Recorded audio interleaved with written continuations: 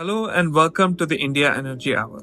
I am Sandeep Pai, a former journalist with Hindustan Times and now an energy researcher at the University of British Columbia.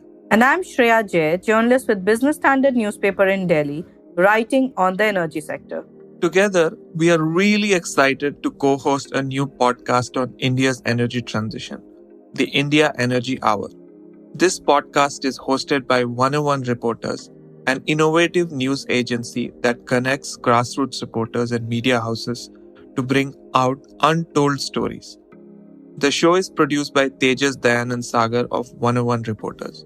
In this podcast, we want to unpack and document India's energy transition. We will interview leading energy, development, and climate experts from academia, civil society, and the government. Through these interviews, we will explore the most pressing hurdles and promising opportunities in the energy transition unfolding in India. We will examine the role of government, finance, social justice, and science. Over time, we will feature other countries of the global south as well.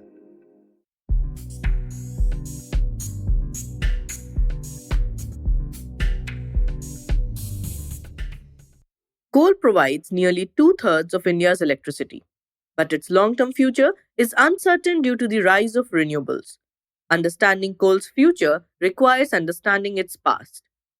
In our second episode, we speak with Dr. Rohit Chandra, who is an assistant professor at IIT Delhi and a visiting fellow at the Center for Policy and Research. Rohit is an expert on India's coal sector and public sector enterprises. In 2018, he defended his dissertation at Harvard University that focused on the economic and political history of coal in India. Rohit is one of the most balanced voices on the subject of fossil fuels and energy transition. Hello, Rohit. Thank you so much for joining us today at the India Energy Hour. Thanks so much, Sandeep. Okay, so I want to read something which you wrote in the acknowledgement section of your PhD dissertation, which you finished in 2018, right? I really loved your dissertation, but this is something I really wanted to ask you. So I got this opportunity today. So I will start with that question.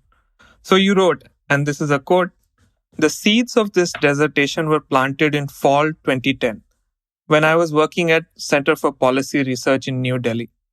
At that time, CPR had just been asked to contribute to a government report reviewing India's natural resource allocation policies. In all his wisdom, Partha Mukhopadhyay decided to assign me a neophyte research assistant broadly interested in energy policy, the responsibility of curating the coal chapter of this report. This began my prolonged engagement with the industry.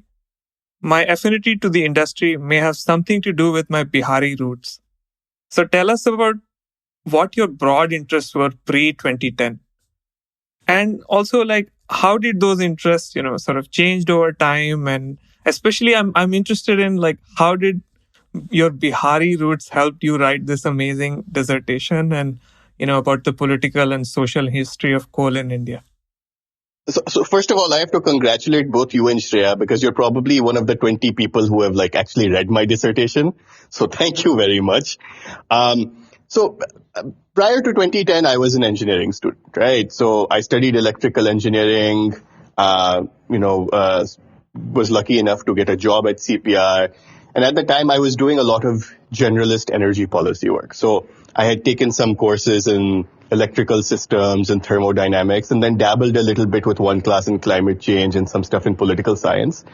So I think I was a generally post-engineering confused person who managed to get a research gig at a think tank, right? I mean, that's the bucket I was in.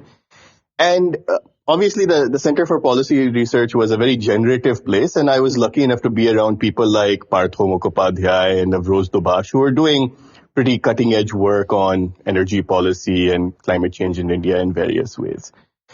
And most of my work was kind of small engagements with different areas. I would do a little bit of something on natural gas, a little bit of something on rural electrification. They weren't really long durée projects. And then the 2G scam happened. When the 2G scam happened, I think the government of India, and in particular the bureaucrats, got particularly wary about, are we allocating our resources properly? And so in all their wisdom, they put together a committee of secretaries and commissioned a committee report on the allocation of natural resources, which was the Chawla Committee report that came out about a year later. And fortunately, we were lucky enough at CPR to do a large chunk of the research that contributed to that report. So the report was very broad, right? I mean, it covered everything from water to gas to land to spectrum to coal, you name it. It is in the report in some form or the other.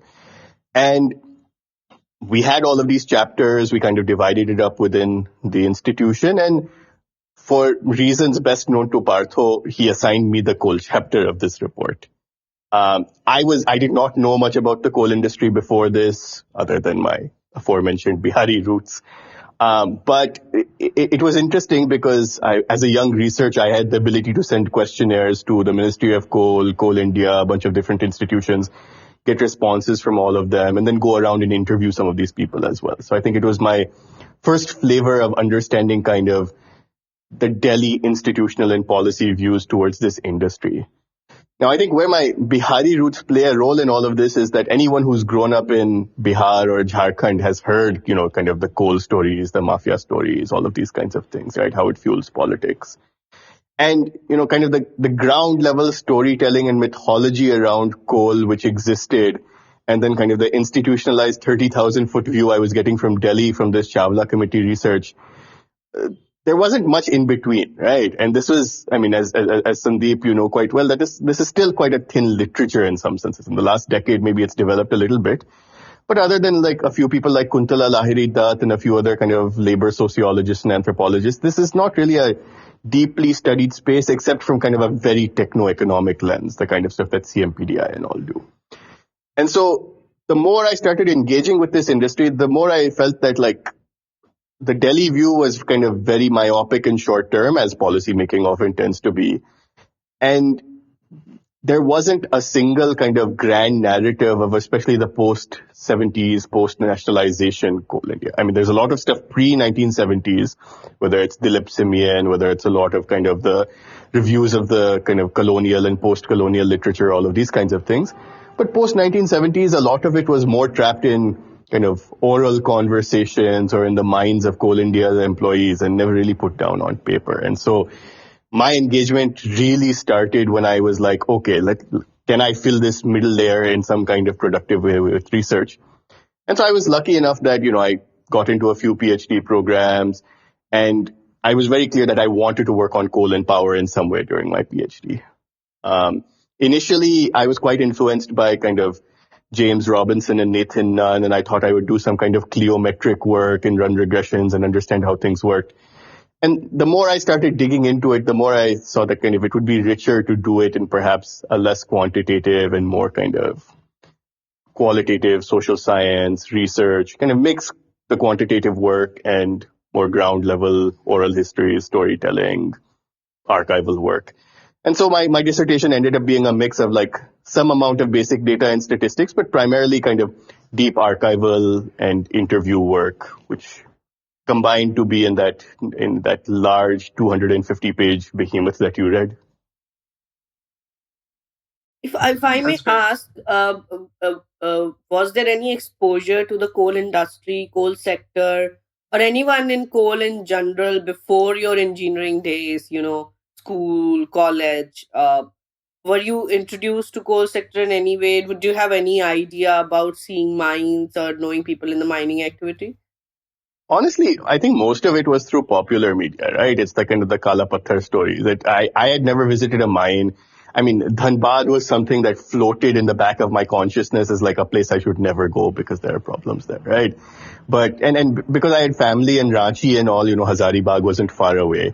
But it was all in the form of storytelling. I don't think I had any particular social affinity to it other than the fact that I had family members littered throughout Bihar and Jharkhand. And so inevitably, coal generates economic activity and people generate to move towards economic activity. So whether it's in Bokaro or Ranchi or other places, people would move there because even if they didn't have PSU jobs, they had some other job related to sales in that area, working in a university in that area, some of those kinds of things. So frankly, it was more about kind of social embedding, which turned into like, oh, I am from Bihar and Jharkhand and I can study something there. So this is an excuse to stay cheap with my family and do field work, which is kind of how things evolved. Okay, Rohit, I just want to get into a little bit about the process of how you first of all, I mean, your dissertation is a little bit different in a very nice way compared to many other dissertations that I have read. I mean, frankly, your dissertation, I would say, is an extension of journalism, long form storytelling, which is very easy to read. Really, you can understand paragraph by paragraph, and your focus and the entire hypothesis is very clear and so on. First of all, I want to know, how did you convince your committee that they allowed you to do this kind of dissertation? I mean, I think the short answer is I found a committee which would allow me to do this kind of dissertation rather than have an existing group of faculty and then convince them of everything. So the nice thing about being at a large university is that there are lots and lots of faculty, right? So in my first 2 years of the PhD, while I was doing coursework, I must have shopped around and talked to at least 30, 40 different professors from various disciplines, from economics to political science to sociology, history. And I think I ended up picking perhaps slightly older school area studies, people who appreciated fieldwork type of people, who I think also had some appreciation for what SOEs and PSUs do. I think a lot of people just kind of dismiss that today, but I think the older generation had seen the developmental legacy of some of these organizations. And so with people like Tony Gomez Ibanez and Lant Pritchett and Liz Perry, I was lucky enough to have kind of an older kind of generation of scholars who appreciated this kind of deep fieldwork based kind of research. And then I was also lucky, super lucky to have Lakshmi Iyer on my committee, who in fact had spent some time in Ranchi growing up. So she actually understood the social background of this commodity. And so despite kind of being a hardcore development economist and part-time economic historian, she gave me a lot of latitude to do this kind of work. And so I think, I mean, and any student who wants to do this kind of work, I mean, I think build the committee to suit your approach rather than lock into a few faculty and then figure out later, oh, I can't do the kind of work I want. So I'll now move on to coal mining. Let's just understand what coal mining is. And we as you said, that coal mining has been a part of the pop culture, Kala Patthar and all that. And very recently, you have this series of movies, Gangs of Wasipur, which was shot in the Badlands of Coal India. That is something people here in Delhi, Mumbai understand what coal mining areas are. But there's a very interesting dialogue in that movie which talks about the journey of coal in India. It says that coal first helped the British, then the local mafia, followed by rich upper class landlord, and then politicians to flourish in India. So if you can just tell us that what is the history of coal in India pre-nationalization and after that, how did coal become what it is now?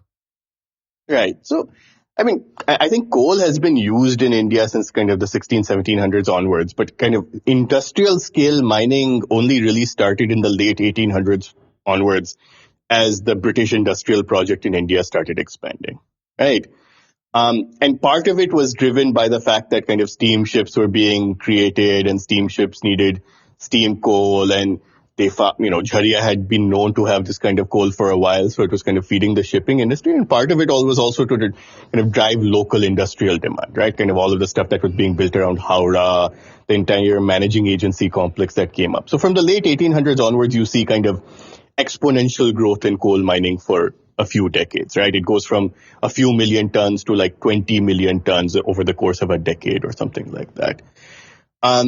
In some senses, what happened was that the managing agencies, primarily based out of Calcutta, mediated the entire coal mining project in eastern India. And most coal mining, at least in colonial India, was kind of embedded in kind of this Jharia and surrounding areas, right? Dhanbad, Jharia, kind of these few areas.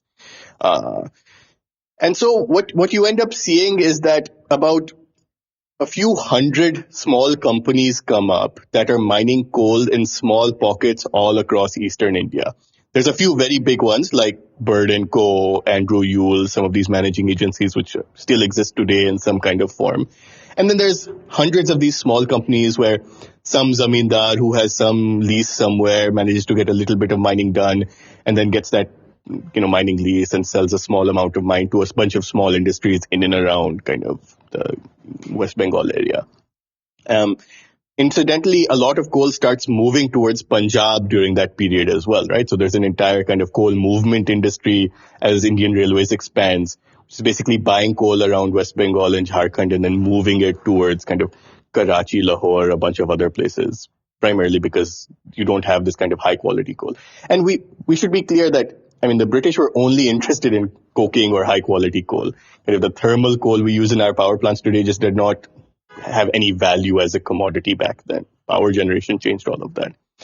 And so essentially what happens is that after India gains its independence, a lot of these British there's one other important breakpoint. Around World War One, Britain kind of ends up draining a lot of its financial resources and stops investing as much in India, right?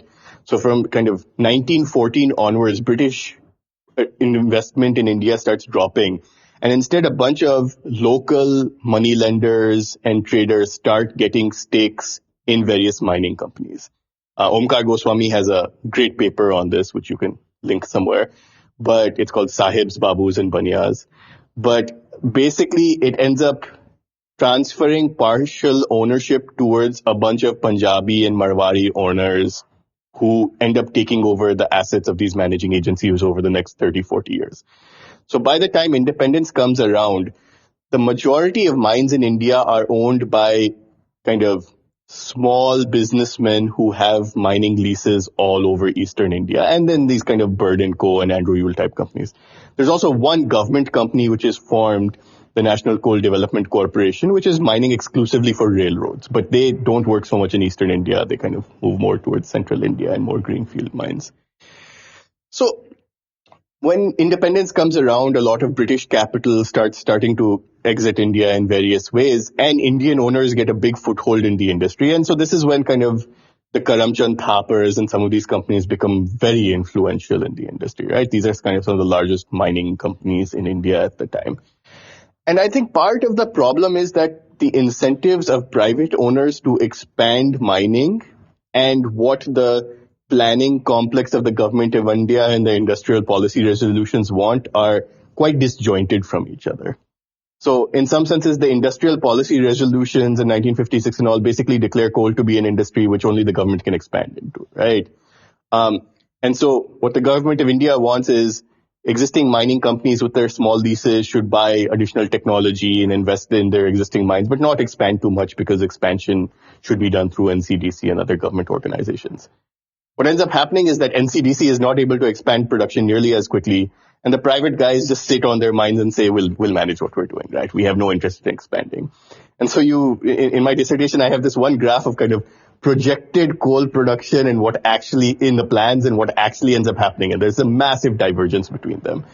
And I mean, let's face it, at the time, coal is still the fuel of the industrial economy. I mean, oil is picking up in ways, but because of its 60-year head start and legacy as kind of the dominant prime mover in kind of the industrial energy system, coal is still what glass manufacturers, brick manufacturers, any small industry ends up using as its primary fuel.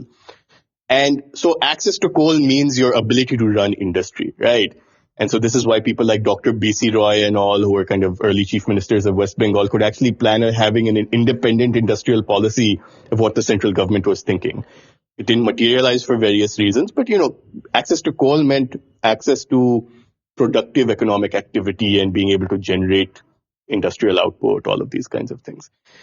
So, I mean, long story short, I think what ends up happening is after 20 years of trying to convince private industry to invest in the coal mining industry, including a bunch of World Bank projects and all of these kinds of things, the government of India is just quite frustrated that we tried to work with these private sector guys for 2 decades and they just haven't managed to expand production at all. And in a moment of particular frustration, I think Indira Gandhi in the early 1970s decides that, okay, I'm just done talking to these people. I'm just going to nationalize these industries, right? And this wasn't just coal, right? This happened across a suite of industries. This is part of a larger kind of statist economic project, which started from the 1970s onwards. This is when NTPC and a bunch of other companies were created as well. And so coking coal was nationalized in 71. The rest of the industry was nationalized in 73. They created a temporary vehicle called the Coal Mines Authority Limited, which was formalized into Coal India in 1975, right? Which is when this company was formed. Now, part of the problem, and we can talk about this a little bit later, is Coal India essentially inherits the assets of hundreds of small companies, right? So it's not like it's given some like greenfield new area. It has legacy employees, legacy mines. Some of them may or may not have mining plans. Some of them may or may not be following labor regulations. So what the company inherits is massively heterogeneous. And so then how does Coal India take that and move forward? And we can discuss that a little later, but I think that's my rough summary of the history. And just one more thing, that who benefits, right? I mean, you gave this Gangs of Wasseypur quote that so the British and the managing agencies definitely benefited. I think one of the justifications for nationalization was that, look, all of these small private companies are flouting all our labor laws. They're not treating their employees the way they should be treated. They're not mining with sophisticated technology. They're doing all this kind of short-term rack picking and mining and all of these kinds of things. And so the Indian government is going to step in and alleviate a lot of these problems, right? We will become a model employer. We will bring new technology to the sector. We will actually invest in the sector. I mean, that was the ideal. Things worked out sometimes in that direction and sometimes not. But I think that was at least the way Mohan Kumaramangalam justified nationalization back then, right? And this was the time where ministers wrote like 20, 30-page treatises on justifying policy decisions. I think one thing which is fair to say is that coal has always been something which creates enclaves, right? So, I mean, I say that Coal India ended up being part of the developmental state in India, which is that in the absence of, let's say, state governments pursuing developmental activities, the largest economic actor in a particular district would take up some of that burden. And in many districts, Coal India was that entity. And so for, let's say, a 20, 30, 50-kilometer radius around mines, a lot of basic things like school construction, road construction, power line construction, water provision, all of these things tended to be provided by Coal India back in the day. Now, that ethos changed a lot later on, and we can discuss that.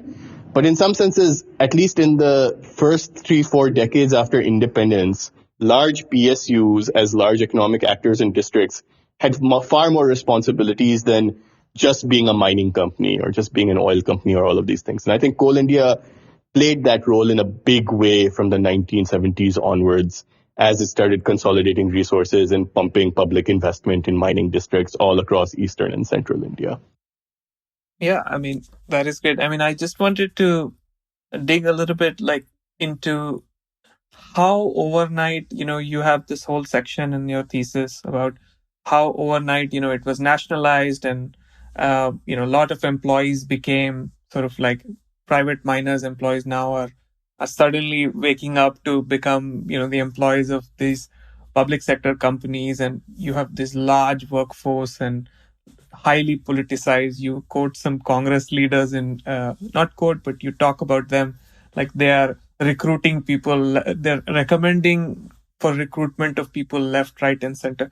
Can you just talk a little bit about maybe that 1 or 2 year period when that actual nationalization happened and like what kind of changes suddenly happened? It was almost like an overnight event.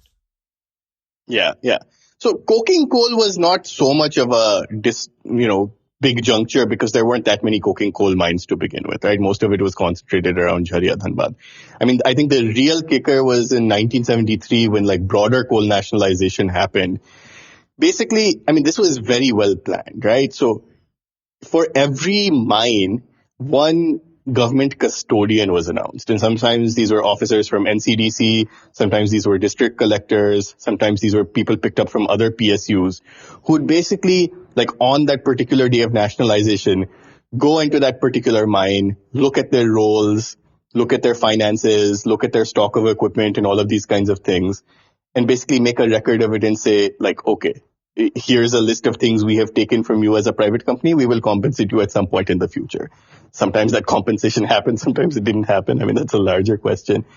But in some senses, it was a nationalization in the traditional sense, right? That the state expropriates all of these private owners and gives some IOU, which may or may not be fulfilled. I think I mean, this is the 1970s, right? This is the era of food shortages. This is the era of like vilification of middlemen in private companies in India, which I mean, we're seeing again in various ways. But in some senses, I think this was this larger frustration working out through the government ecosystem, which basically said, look, we don't know what these private guys are doing. We need to take over this industry. We need to figure out what kind of machinery they have and kind of put it on some kind of scientific, kind of long range view of how mining should work in India. The interesting thing was over the next few years, I think the hardest work was done by a lot of the mining engineers who basically had to go through the mine plans of each of these mines and figure out, okay, this is the larger, coal field across various districts. Here are the 40 different mines which are peppered across them.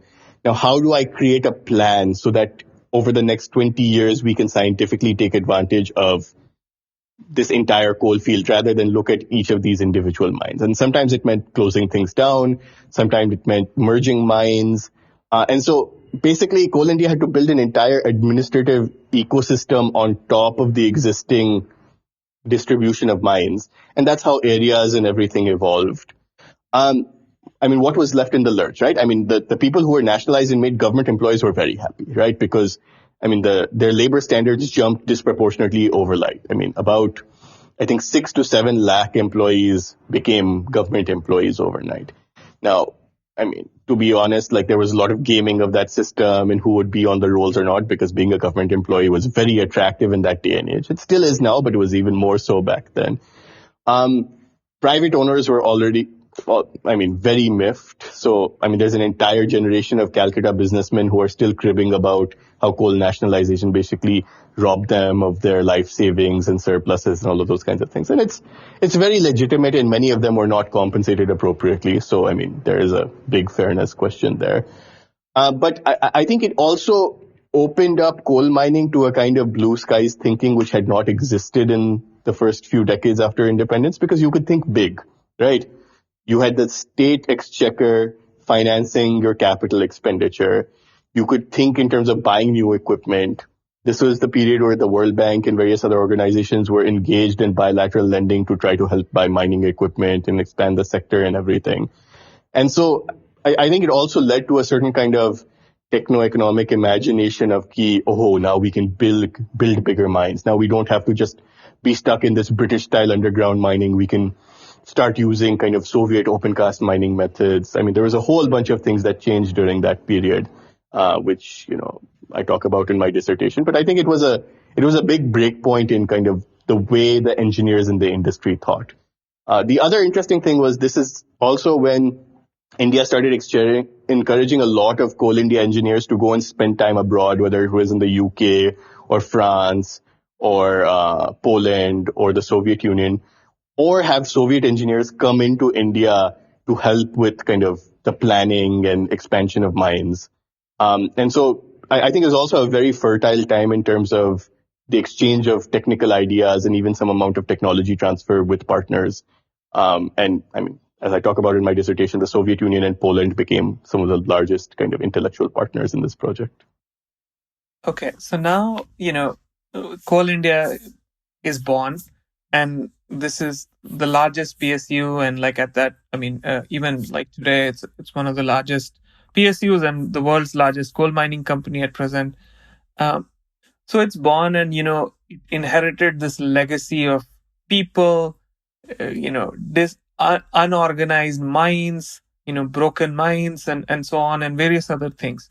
How does it evolve, from a company sort of which had all these legacy burdens to now being, financially capable? But also, how did it start managing, it's not easy to operate in those areas and, with all the goons and what happened? And you talk about this in quite detail, and, you talk about the role of different CMDs, and I think you interviewed almost every CMD who is alive for your dissertation. So take us through a journey of, from the period of 1973 to, let's say, today, how Coal India as a company has evolved, and within that, how it has served the people in areas where it operates. And I would love to know also about the social contract point, which I really, really like and appreciate the way you framed it. But let's come to that before. I would love to know the journey of Coal India um, from 1973 to now. Yeah. So, I mean, I think this is the entire point of my dissertation, right? Adaptive state capitalism in the Indian coal industry. So I think the character of Coal India has evolved a lot since time, right? When it was formed in the 1970s, it was a mining company with welfare side priorities in some senses, right? I mean, if you talk to some of the the older Coal India people, they were like, yeah, we were a CSR organization as well. And I mean, we did CSR before CSR was coined in some senses, right? And that's part of, if you're one of the only companies which is spending money in a particular district, everyone is going to make claims on you as an organization, and you have to find ways of mediating that claims, right? So that's the social contract, which we'll get into a little bit. But in some senses, the big changes that happened from 1970 to present were, one was that the technological base of the industry flipped completely, right? So mid 1970s, it's about 90% underground mining, 10% open cast mining. Today, those numbers are almost exactly flipped, right?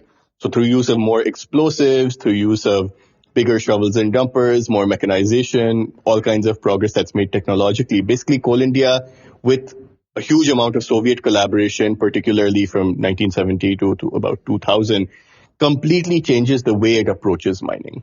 Now, one of the key changes that happens during this period is that power generation starts taking off. And so this lower quality, higher stripping ratio thermal coal becomes viable as a commodity, when before it was just like no one wanted to touch it, right? I mean, it had some thermal value, but it wasn't as useful. Now you needed large quantities of it. And so open cast mining just became, and the other thing is that like India's experiments with mechanized underground mining have by and large not been very successful. I mean, there's a few longwall mines and a few continuous miner mines, but on the whole, it was expensive technology, which we weren't able to maintain well. We didn't pick our sites well. And so there's all kinds of problems that emerged there. So the technological change was one part of it. And Coal India engineers mediated that entire process, right? Procurement, going and talking to bilateral agencies, figuring out what works. I mean, this was all part of kind of Coal India's techno-economic core. The other thing is that, I mean, they built up an entire cadre and techno-economic core, right? I mean, Sandeep, you know this better than most people, but in some senses, you brought together engineers from a whole bunch of different organizations, and you created a coherent unit. You created a cadre. You created an organization which had some sense of belonging. Now, there's lots of internal politics and competition which always exists, right? But this is kind of like the way the IS has a kind of glue among it, right? Which allows you to work. People move across different regions. People move across different subsidiaries. They have postings. They rotate around. In some senses, India's large PSUs helped create part of that national culture in some senses, because people were constantly rotating between, let's say, Madhya Pradesh, West Bengal, Chhattisgarh, which all these other states, right? I mean, there wasn't so much in South India because Coal India doesn't operate there. But within Coal India's operating area, there was a fair amount of circulation of professionals. I mean, mining engineering as a profession was largely driven by kind of coal expansion in India. And I think Coal India recruited a large number of mining engineers at the time. I mean, it was considered a very prestigious job in kind of the 1970s, where government employment dominated the economy. Financially, the big evolution in Coal India that happened was that from the mid 1970s to 1991, Coal India was basically, its coal was priced at cost for the most part, right? So in some senses, it got back roughly, I mean, it doesn't make too much profit or too much loss, because basically the government controls coal prices, and Coal India gets most of its capital budget straight from the union budget, right? So the government is taxing people and then literally giving Coal India money to buy its own equipment. I think that philosophy around PSUs obviously changed dramatically from the early 1990s onwards, partly because of the conditionality of the IMF loans, which said that, look, you should not be giving money to PSUs for their budgets, right? I mean, PSUs should be generating their own surpluses and then investing them. And at least in resource-rich, rent-thick industries, this is possible. Not in every PSU has this managed to happen, as we've obviously seen. But coal is a high-demand commodity. It is essential to the national economy. It's very easy to tax. State royalties were part of the grand bargain that kind of evolved in terms of India's fiscal federalism around the commodity, especially as centralization and central control over coal expanded. And so from the early 1990s onwards, Coal India had a major financial crisis, got an $800 million loan from the World Bank to help turn around the organization. And as part of that turnaround, basically ended up doubling down on big open cast mines, primarily not in West Bengal and Jharkhand. And that has driven the large expansion of Coal India over the last 25 years. So, I mean, I love to say this over and over again, but the World Bank is responsible for the way Coal India looks today, right? It is responsible for helping it expand so much, whether it likes it or not, right? And so, I mean, the end result was that from the mid-2000s onwards, Coal India became a profitable company. In 2009-10, Partho Bhattacharya, who was kind of one of the visionary financial leaders of Coal India, took it public. And while it has not performed stellarly in terms of an equity, it is still a very profitable company which pays huge amounts of money in taxes, royalties, and various other cesses to the government of India, right? So this is not an organization which any way depends on the government of India for financial resources at the moment. Now, I mean, it's a separate question whether the externalities of Coal India are properly taxed in any way or not. But just in terms of kind of pure cash generated, Coal India is a cash generating machine which is incredibly profitable and operates on commercial principles. At the same time, I mean, it has always had the luxury of disproportionate market share, right? So it was the monopoly and producer, not monopoly, I mean, Tata Steel and all existed, but over 85-90% of all coal in India was produced by Coal India until, let's say, the early 2000s onwards.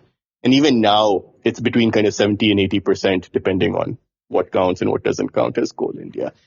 And so, I mean, Coal India has always had the luxury of dominant market share, but it has also had to fight its own bureaucratic battles against NTPC, against ministries, to get its own pricing power. I mean, even Partho Bhattacharya's kind of fight to make it listed as a public organization. There was enormous resistance from the Ministry of Finance and other places, which had to be slowly and procedurally overcome.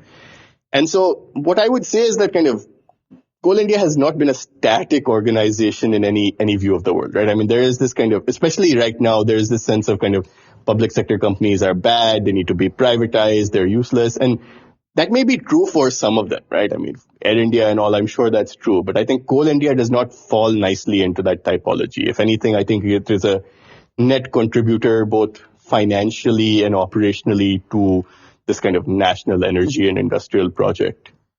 In terms of social contract, I think it's interesting. So my sense, I mean, from talking to people and reading archival documents, especially from kind of the 50s to the 70s, is that there wasn't very much enforcement of any of the regulations that existed around labor codes and these kinds of things in the coal industry, right? I mean, you had too few people at DGMS and labor commissioners, and there was far too much money in coal that people would often look the other way. And I think one of the things that Coal India did pretty well is that take care of its own, right?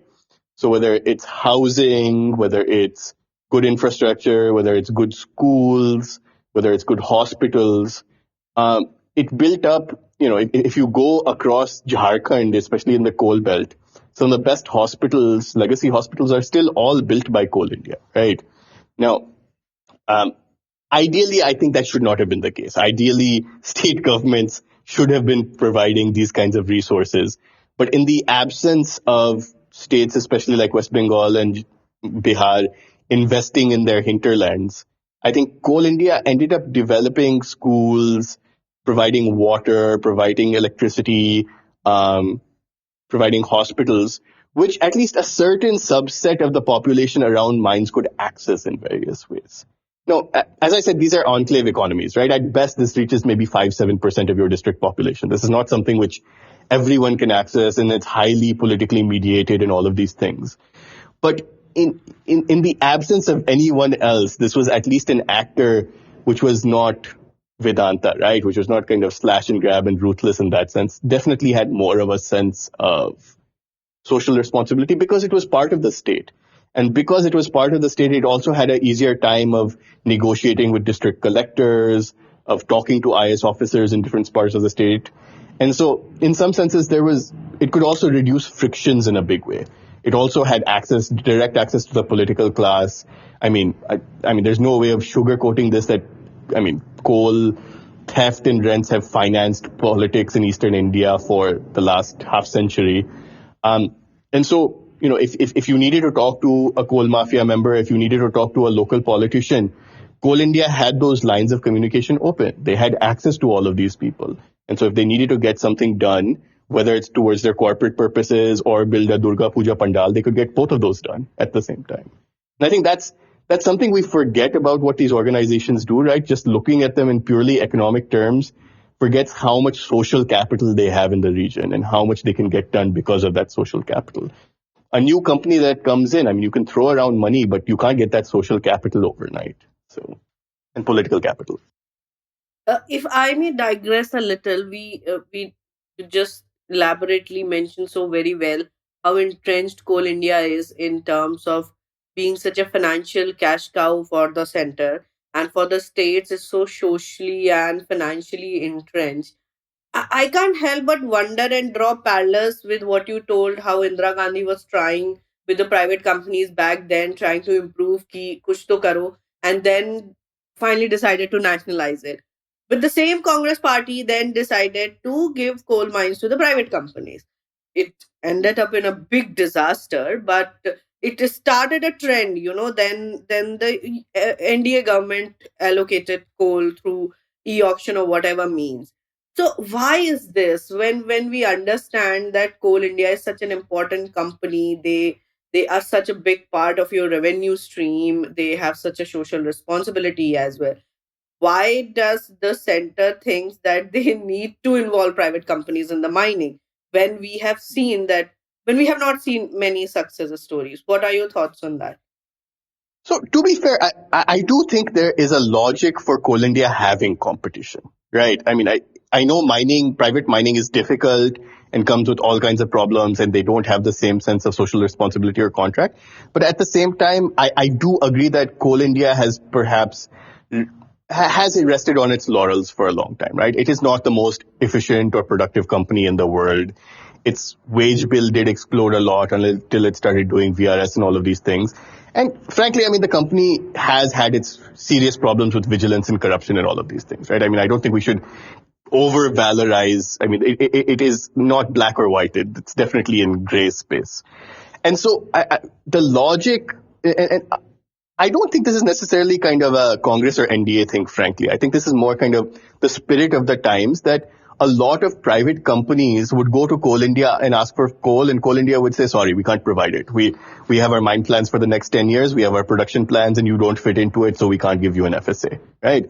So, I think a lot of the mid-90s captive blocking and all of these things was a way for certain private companies to say, if we can manage our own mining pipeline, perhaps we can get away from the Coal India quantity and quality monopoly which exists. And I think that's perfectly fair. When P.A. Sangma and all proposed captive coal blocking in the 90s, that was the spirit behind it. That whether it's the Jindals or the Tatas or a handful of other companies, these people can probably figure out mining. We should at least give them a chance. I think what ended up happening is just navigating that ecosystem was super difficult, right? So getting all the state permits and getting local political buy-in and making sure you can handle the local forest department and all of these things. A lot of smaller companies could not do it, right? So of the, 2 to 300 or whatever blocks that were allocated, maybe 20 came into production at best. Shreya, you know these numbers better than I do. I think the other problem was, I don't think captive blocking was necessarily a bad policy. So I think we also need to have some kind of normative judgment about whether the cancellation made sense. And, I think our Supreme Court unfortunately just got that wrong. But it happened, and then it led to auctions and all of these kinds of things. I think part of it is that I do think that companies like Thies and all tried very hard to make private coal mining, high technology private coal mining work, right? Even companies like Cuprum Bragrodia and all who are bringing high wall technology. These guys really trying to push the production frontier of what mining looks like in India. And unfortunately, I think our mining engineering complex through DGMS, through CMPDI, through all of these organizations has not been particularly receptive to all of these new guys coming in. I mean, they fought very hard to try to maintain their control over the industry. Even if Coal India loses 10% market share, I mean, how does it make a difference? It already controls most of the market. And so I think the miscalculation was in thinking that small companies could manage to work the mining ecosystem to get blocks into production. And as we've seen, I mean, just not many blocks except the ones that went to the Jindals and kind of a handful of others actually came into production. I think it also deserves to be said that like mining is highly over legislated and regulated as a sector in some senses. I'm not saying mining should be made easy and environmental clearances should be gotten rid of. But at the same time, I think people like Raman Shrikant and all have done some very good work on saying, like, look, these are the 20 agencies you have to go to. These are the 30 places you have to go to. I mean, some of this just takes time and money, and I have debt and my interest is adding up. And after a point, I'm going to say this isn't worth it. So unless you have the staying power in the sector and you have an ability to be a good intermediary and talk to all of the actors in the ecosystem, it's actually quite difficult to get this off the ground. I mean, just to give you one example, there was a joint venture between Tata's and SAIL called S&T Mining, which was supposed to kind of be the new face of coking coal mining in India, especially in kind of non-Dhanbad areas. Now, the problem was that, I mean, the Tata Group, I think, entered that in good faith, and SAIL did not infuse equity for almost a decade into that company. And so after a point, you enter a partnership with the PSU in good faith, they don't pump any money into it, and you end up dissolving it at the end of the day because you just can't work with those organizations. And to be fair, I think public sector companies who are under financial stress do not put money into anything. Coal India is one of the exceptions in that sense, right? Coal India spends money on R&D. Coal India still has massive CSR activities, all of these things. That is not a luxury most PSUs in India have.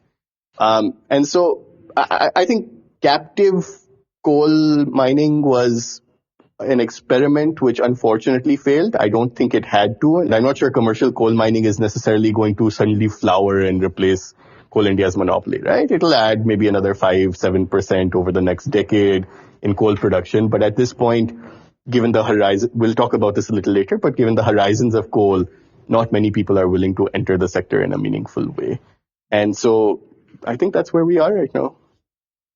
So that's actually a great segue to, coming to talking about climate change and what it means for the future of coal and what it means for the future of Coal India and India in general, because even today, I think coal is really dominating the energy mix and so on.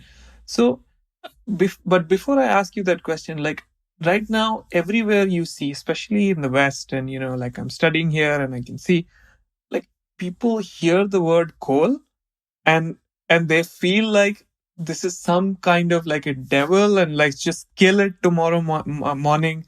Economist had a cover saying kill coal and put it in the museum and all that. So I just want to know, what do you think about this perspective that comes from the West looking at India, and also Indians within India who sort of amplify this perspective? And then we'll come to the question about climate change in the future. I mean, look, I think in an absolute sense, not having coal will help with our climate change problem. This is true. That being said, I think no one who has ever studied any energy system or read anyone like, Vaclav Smil and all has any sense that this happens quickly, right? Like energy systems, I mean, we have massive infrastructures dedicated to them. We have entire power generation systems dedicated to them. I'm not, what I tell everyone is that in 2012, when I started my PhD, I thought coal would have a 60, 70 year timeline, and every additional year I've had to reduce that by 5 years, right? So in some senses, it is true that the time horizon for coal is probably in a few decades at this point, right? I mean, a 30, 40 year time frame, I wouldn't be surprised if a lot of coal has been phased out. That being said, it's not happening tomorrow. Arvind Subramaniam gave a great lecture at Terry where he said, renewables are the future, but are they the present, right? And in some senses, if 70% of our power generation is coming from coal, it'll reduce 2-3% every year for the next 30 years, and then it might disappear. So I don't think wishing away coal necessarily is the way it works for countries like India and China, where that is one of the resources we happen to be endowed with, whether we like it or not, right? I mean, in some senses, a lot of Western countries have had the luxury of availing cheap gas in one way or the other, which has enabled a faster transition away from coal. India doesn't have any domestic gas to speak of, really, a little bit. Importing gas is really expensive, and while we're trying to make it a bigger part of our energy mix, these are gradual incremental processes. So I sympathize with the people who are trying to get rid of coal in the West, but I think developing countries, whether it's South Africa, Indonesia, China, India, need to have a different calculus about these things, because it's also about what your endowments are. I mean, you have to be realistic about it. Even if India isn't using coal in power generation, it can be used for a whole array of different activities, whether it's fertilizer feedstocks or coal to liquids, which are possible given the way the economics are moving in many of those areas. My sense is that, look, I think the pressures on financing new coal-based power generation are just intense right now. And especially because India is in the middle of a major macroeconomic crisis right now, partly driven by overinvestment in coal-based power generation.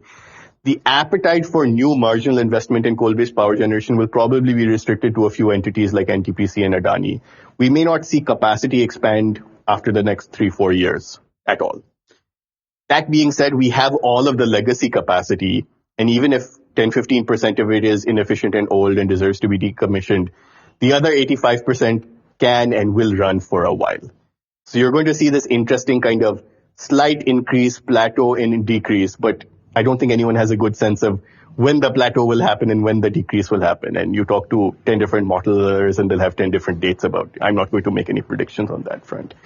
I do think that, and I mean, a lot of us have been reading some of this just transition work. iForest just released a fantastic report in this direction for the Ramgarh district. I think the part that doesn't get discussed enough is what happens to all of the people who are dependent on this multiplicative generative coal economy, right? So we know that within 50 kilometers of mines, there's something on the order of 30 to 40 million people who live close to mines and probably have some amount of their economic livelihood dependent, if not directly on the industry, then on the money that is spent because the industry is there. Right. I think this is where good ground level journalism is important, which doesn't trickle up enough in India. And if you go to a place like Bokaro, Dhanbad, Hazaribagh and all, the local fruit seller, the local Bata store, the local jewelry store are all upheld because people who make money from coal mining spend it there, and that kind of trickles down and multiplies through the system, right? So when you are talking about closing mines or ending the coal industry, you are affecting all of those multipliers and all of the people who are affected by them. So, I mean, Sandeep, you've done some great work on this, but, Coal India may only have around 250, 300,000 formal employees, probably has another 100 to 150,000 contractual employees. And yet there are probably 15 to 20 million people in the coal belt who derive a livelihood because coal exists as an industry. Now, over the next few decades, as a nation, we may decide that this is an equilibrium we want to move away from. But Eastern India is also not a place which attracts huge amounts of private investment. And so what happens to those who are left behind, right? I mean, there is no such thing as Pareto optimal policy in the real world, right? I mean, there are going to be losers. But these are a lot of losers. And if we don't figure out a way of at least replacing that economic activity, and trust me, it is not coming from renewable energy in the short term, what else do we do? Or do we just let those areas flounder, right? I think these are deep questions which deserve more answers, and I don't think we have them yet. But I think it's incumbent on people like us to at least highlight that these will be problems going forward. And I think there's unfortunately, a certain woke urban climate researcher bias, which has never been to these areas and really thinks that if we just get rid of coal, we will solve all of our climate problems. I mean, you want to create another macroeconomic problem in five states in India by solving the climate problem, go ahead. But I don't think that's necessarily kind of a single linear solution that exists. And so I think what we need is more of these Ramgarh type studies. I think we need more bottom up reporting which says that, oh, this mine was repurposed for this purpose. Coal India has started investing in these different kinds of things in these areas. And honestly, I think this is the kind of stuff which places, organizations like 101 Reporters are perfectly positioned to do. I would like to see it trickle up more into more mainstream coverage. So just to elaborate on your point a little bit, because this is something, as you know, I also study. Um, we did some calculations using just four things: direct and indirect jobs, and you know about this project, and the pensioners, as well as the CSR spending of all coal companies, and the district mineral fund. And we find that sort of there are about 284 districts which have some kind of coal spillover. And out of that, probably 60, 70 districts have something major, either a major chunk of pensioners or a major chunk of jobs or CSR spending and so on. NTPC claims that, even if you cut that claim by half, it claims that it touches, through its CSR, it touches the lives of 10 million people. So even if you cut it by half or even one fourth, it's a lot of people. So just to point out that it's really important, right? I think if we think about coal closure, we have to think about all these different tentacles of coal in every direction. Yeah, just to add one more twist to that, kind of a political twist in some senses. Some of the largest coal contracting companies are not even from the states which coal mining exists in, right? So if you take a company like Triveni or Seneca and ACB, these are like Tamil Nadu and Haryana based companies which have gotten profits and rents over decades and then plunged them into their own activities in their own states, right? So I'm not saying that Haryana and Tamil Nadu are dependent on coal in huge ways, but the point is that companies all over India have benefited from this. So it also affects kind of the private sector corporate side in ways which I don't think have been imagined so far. So one more follow up on that. How do you think the narrative should be built around, a future phase out of coal or even like, a decline of coal, long-term reduction in dependency of coal? I think big picture policy number crunching is very easy, right? And I think that's what our urban think tanks and our Niti Ayogs and our universities are very good at doing. At this point, I think there's enough studies where we know the employment number, formal employment numbers. We know the CSR spending, a bunch of these kinds of things. I think what is missing in this entire process is how the states and the state governments and the district administrations are responding to these increasing pressures, right? So when you talk about narrative building, I think you have to ask whose narrative is it, right? So in some senses, if the government of India is trying to signal itself as a leader in the solar industry, right? It's going to pitch it as a certain narrative, even if coal is expanding on the side in the same way. Similarly, if a urban think tank is financed by ClimateWorks or one of the million other organizations which is financing these kinds of things, what you will see is a certain kind of anti-coal, like let's get rid of it quickly, we'll figure out the losers, we'll create renewable energy jobs there, we'll transition them into other industries, this kind of idealistic conversation with zero substance behind it, right? I think what we really need, and I've said this in other places, is good regional case studies on what has and hasn't worked, right? It's not like mines have not closed in India before this conversation. The whole point of mines is they run for 15, 20 years and then they close. And what happened in the shadow of that mine closure? Like I've rarely seen anyone write about these kinds of things, partly because no one is asking those questions and partly because getting data on this stuff is really difficult. It will have to be largely journalists and anthropologists and sociologists and people who camp in a district for 2 months and understand how it works rather than just like fly in, collect some data and fly out, right? So I think the macro narratives are there already, right?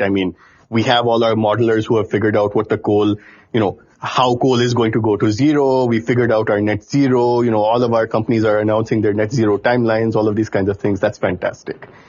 what I struggle to see is how this is going to work out in reality, because nothing I see from the way state governments are. It's not like state governments are planning for a royalty-less world, right? Financially, it's not like and so there's two big parts. One is bottom-up stories. I think we just need many, many more bottom-up stories. We need more compendiums. We need more podcasts. We need hundreds of more stories along these lines. I think the other thing is to figure out, for the companies that operate in the coal belt, especially the PSUs like Coal India, can you figure out a way of repurposing them so that, I mean, they're already doing this, whether they want to or not, by investing in renewable energy, by co-investing in fertilizer firms, all of these kinds of things.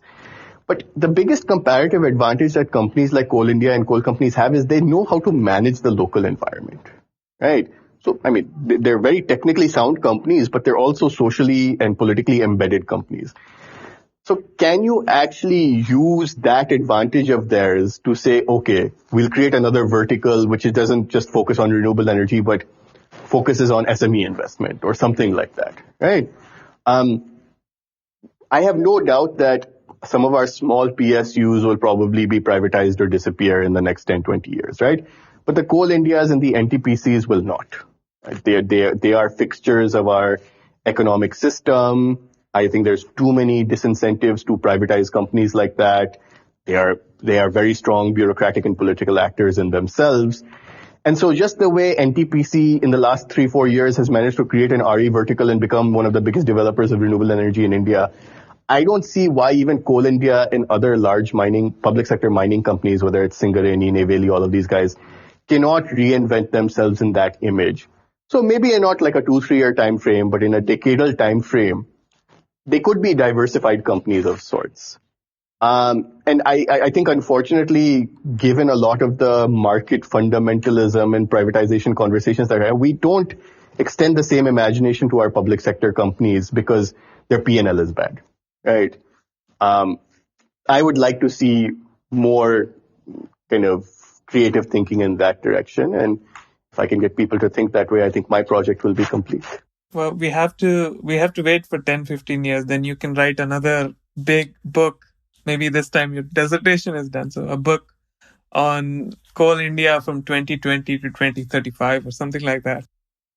Perhaps. I was just wondering, we are talking about just transition and how has this now new dialogue of renewable energy all over world. Also, everyone is going away from fossil fuels and everything. And given how Coal India is so largely dependent on external finances, do you think that there is money anymore in this sector? Given that everyone is just pulling, as Sandeep also mentioned, it's now a bad word to say coal. All the major financiers are just running away from fossil fuel. So for a Coal India, from a financial entity perspective, how much sense it makes? First, second, what timeline is Coal India looking at when their like financiers will just run away? It will dry away. So, and do you think, as someone who observes Coal India very closely, do you think Coal India is planning for that kind of future, something like that NTPC has done very well in advance? Do you think companies like Coal India is doing that? So, frankly, I think for these large fossil fuel PSUs, this money running away story is a bit overemphasized, in my opinion. I think partly it's because it's the public sector banks which are your biggest kind of financiers of both projects and debt in these companies in the first place, right? So, in some senses, if SBI starts feeling the heat, then maybe something could happen. But honestly, until the government is a majority shareholder in all of these companies, I don't think that's going to be a problem, right? I mean, in some senses, I think you have two opposing tensions, right? Yes, on the margin, you have some of these negative lists and some of these ESG pressures and all of these kinds of things, which may be affecting things like, the Bravas Adani Carmichael project. But I don't think it's affecting Coal India in the same way necessarily, because SBI will give NTPC Coal India a loan whenever they want, right? So in some senses, that public sector ecosystem still has a certain amount of independence in decision making, which on the margin may be affected a little bit, but I think is also very pragmatic. In some senses, I don't think financial markets are necessarily, domestic financial markets are necessarily going to punish Coal India if policy does not. Right. So, I think policy leads that financial thing. If the government starts taxing all of Coal India's externalities and all of those kinds of things, I think things could change very quickly. But I see no appetite for that right now. I think the second thing is that you have to remember these are sovereign-backed PSUs, right? And they still, Coal India debt still gives a pretty decent risk-free return, right? It's not quite a GSEC, but it's very close. And the return is much better. So in some senses, if you're putting money into a PSU ETF, if you're putting money into Coal India debt, you'll get some kind of baseline return on a lot of these things. And so at the end of the day, I think there are enough investors who are willing to line up and say, okay, maybe I won't directly buy Coal India stock, but I'll buy a PSU ETF. There's 100 ways of channeling money into these companies, even if you're not directly putting money into the equity of the company. And I don't think ESG definitions and strictures have evolved so much that people who don't want some of this risk-free return are not willing to go for it. On the margin, I'm sure it's shrinking, right? I don't dispute the fact that a bunch of investors have taken Coal India off their list and said, look, this is on my negative list, whether it's Scandinavian pension funds or all of these kinds of. But at the same time, if you're lending money to the government of India, the government of India is putting money into your banks and your banks are willing to lend to your large PSUs. It's just going through a different path in some senses. Now, each of those transactions may be scrutinized and at some point someone may raise a fuss about it. But until public sector banks have government of India majority shareholding and until the government of India continues to support the coal industry, I am not super worried about the short term of Coal India finances. I also think that most of these companies are becoming smart in some senses and treating different capital markets differently, right? So NTPC can go to ADB and Japanese banks and raise money for FGDs in their RE vertical, and then go to public sector banks and raise money for its traditional power generation activities. And they will treat those two capital markets differently and pitch to them differently. And I think Coal India may not be quite as savvy as NTPC, but in the short run, I'm not super worried about that. I think the one thing that Coal India can probably afford to do a little more is emphasize its diversification. Coal India, I remember having a conversation with a Coal India PR guy about 5 years ago. He's like, we're never going to get positive publicity, right? We're just trying to stop negative publicity. That's our job. I think through its annual reports, through its disclosures, Coal India is becoming better at showing what it is doing other than mining. And granted, that may not be its core activity, but it has been part of its DNA for the last 40 years. And it deserves to be shown. And I think after Coal India's listing, they have become much better about this. I remember being at Coal India headquarters once, and one of their kind of chief general manager environmental was showing me a drone video of an entirely repurposed, backfilled mine, which is now forested and everything. And so, this is what companies do, right? Publicly listed companies engage on PR activities to make themselves look good. And PSUs just have not really done that until the last half decade to a decade. And I think they're becoming savvy to those things. So I think Coal India will also adapt to kind of capital market expectations in certain ways. But yeah, in kind of a decadal timeline, they will start facing some funding crunches, possibly, especially if public sector banks are less and less willing to lend to them. But I don't think that will happen until kind of Indian government policy changes dramatically. And the Coal India board, I think, is actually, the last thing I'll say is I think corporate boards are actually far more forward-looking than ministries are for the most part. Coal India has been thinking about this for the last 5 years. Now, whether their board has allowed them to pursue these options and operationalize them is a different story. But, 10 different consultancies have written 10 different vision documents for Coal India. And so there is internal thinking within Coal India and its larger contracting ecosystem of what are the productive ways we could pivot this organization, whether it's towards non-coal mining, whether it's through, kind of other coal to gas and reviving the Dankuni coal project, various kinds of R&D in coal to liquids, CBM, all of these kinds of things. And all of these are small bets. I think even if two or three of them pay off, you can pivot within a decade towards other areas. And finally, I'd say that, if Coal India did not have to pay freight charges and coal cesses and all kinds of other things, which may be kind of the externality paying and carbon price that should be put on it, it would have its own financial resources, right? It wouldn't have to go to debt markets and capital markets to raise money as much. Right now, we're seeing a financial strategy where like money is being taken out of PSUs in various ways, and then they're having to go to markets to borrow money to make up those deficits. Reinvested profits are actually much easier than just piling up the debt profile of your PSU. And, I think that's what prudent management of PSUs would look like. Unfortunately, I don't think we're seeing much of that right now, but we could move in that direction very quickly if we wanted to. So Rohit, now, after finishing your PhD, you worked a little bit for CPR. Now you have joined IIT as an assistant professor. And I know that you're finishing a book on this topic. Do you want to say a little bit about that process and a full transition to becoming a professor? And I think that would be a great way to end the podcast. No, so I mean, this book has been in the pipeline for a while, and hopefully by the end of 2021 it will be out. And so the dissertation you mentioned is kind of a major chunk of what the book will look like, but obviously there's more material I'm adding to it. And so I think the world has, for better or for worse, changed a lot since I wrote the dissertation. I did the bulk of my fieldwork in the mid 2010s. I finished it in 2018.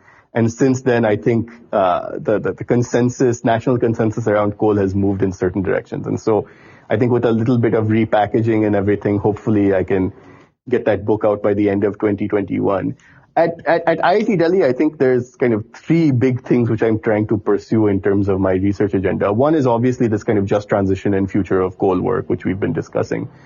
I think the other chunk is some of these questions we were discussing towards the end, which is around capital markets and how the next generation of infrastructure finances in India is going to look like, right? In some senses, I think India is in the middle of a worrisome macroeconomic moment. And while we have grand ambitions to build many things, it's not clear where the money is going to come from, given the riskiness of some of these investments. I think the nice part for now is that global capital markets are awash with capital. But, I think there's a big question of whether the next generation of infrastructure investments in India will look like the NPAs on Dabhol or whether they'll look like some of the other successful sectors that we look like, right? And some of the stresses on our power sectors, all of these things do not bode well for the future of raising money in these directions. So I'm doing some thinking in those directions.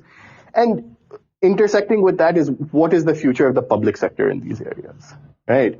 So we discussed this a little bit, but in some senses, public sector banks have been an important part of the Indian developmental project for the last 2-3 decades. I mean, the last 5 decades actually, but especially an infrastructure expansion from 2000 onwards. And it's not clear whether they can play that role going forward.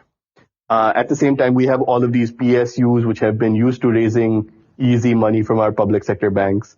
And it's not clear on a project finance basis if that can continue going forward, right? And so, whether it's the optimistic notion of having bond markets, whether it's, taking all of our assets and turning them into InvITs so we can raise money that way, whether it's new alternative investment funds like NIIF, there's a bunch of things that we've been considering, new developmental banks and developmental finance institutions. There's a lot of different vehicles that the government of India has been considering, and how they work and where they put their money will determine how the next generation of PSUs in India look like. I have not given up on India's large PSUs yet. Other people may have. And so this is something I've been thinking about and want to pursue in the future. So yeah, that's my next decade of work, hopefully. That sounds really, really fascinating. And I look forward to all your work, including your book, which will be modified from your thesis. And I'm looking forward to the new content that you will add, which I think will be really interesting to read because things have changed as you explained. Thank you so much for joining today. It was really a treat talking to you and really learning the history of coal in India and some of the discussions around how the future could look like and things like that. So thank you. Thank you again. No, no, thank you, Sandeep. I would like to say one last thing that I did most of this work before Gangs of Wasseypur came out. So they followed my trend, not the other way Of around. course, yes, definitely. No, but it is good to talk as you mentioned when we started this discussion, that no one talks about coal. It is more what it is shown, and people have this particular perception about it without even realizing how it touches lives of, millions of people dependent on it. And I don't know how this country will deal with the transition, that whenever it happens. We might turn up something like what happened in Poland, millions lying unemployed or something, if that planning is not done well. You are very optimistic about PSUs. I am not, but let's see. Yeah, well, we'll come back. I'll come back to you in 5 years, and we'll take account of what's happened. Sure, sure, sure. Thank you so much. For more information about the podcast, visit us online at www.101reporters.com/podcast/the_India_energy_hour. You can also reach out to us on social media and send us your comments and suggestions. My Twitter handle is at Sandeep Pai with a double I, and Shreya's Twitter handle is at Shreya_J.